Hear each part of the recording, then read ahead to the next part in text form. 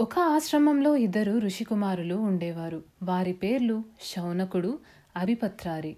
వారు వాయుదేవుణ్ణి పూజించేవారు. ఒకరోజు మధ్యాహ్నం వారు భోజనం చేయబోయే ముందు ఎవరో వాకిలి బయట నిలబడి ఆహారం కావాలని భిక్ష అడగడం వినిపించింది. వారు మరో ఆలోచన లేకుండా అతన్ని పొమ్మన్నారు. నిజానికి అలా ఆహారం కావాలని కోరింది ఒక సాధువు.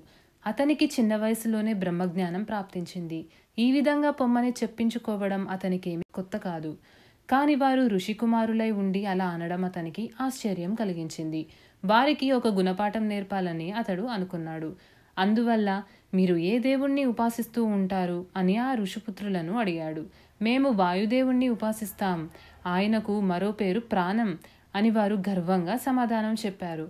అప్పుడు ఆ సాధువు, ఓ మహర్షుల్లారా, ఈ ప్రపంచం యావత్తు ప్రాణం వలనే రూపుదాల్చిందని, తిరిగి ప్రాణంలోనే లయమవుతుందని మీకు తెలుసు అనుకుంటాను. కాబట్టి ఈ చరచార సృష్టి అంతా ప్రాణస్వరూపం అని మీరు ఒప్పుకుంటున్నారు, అవునా అని అడిగాడు. అవును, మాకు ఆ విషయం తెలుసు. ఈ విశ్వమంతా ప్రాణంతో నిండి ఉందని బేషుగ్గా తెలుసు. మాకు తెలిసిన విషయాన్నే నీవు మళ్ళీ చెబుతున్నావే అని వారు అసహనంగా జవాబిచ్చారు. మరి మీరు ఇప్పుడు వండిన భోజనాన్ని ముందు ఎవరికి నివేదించి స్వీకరిస్తారు అని ఆ సాధువు ప్రశ్నించాడు. మేము ఆరాధించే వాయుదేవుడికే నివేదిస్తాం అని వారు బదులు పలికారు. అది విని ఆ సాధువు, ఈ విశ్వమంతా ప్రాణంతో నిండి ఉందని ఇంతకు పూర్వమే మీరు ఒప్పుకున్నారు. ఆ ప్రాణం కోసమే మీరు నైవేద్యాన్ని తయారు చేశారు. నాలో కూడా ప్రాణం ఉంది కాబట్టి ఈ విశ్వంలో నేను ఒక భాగమే.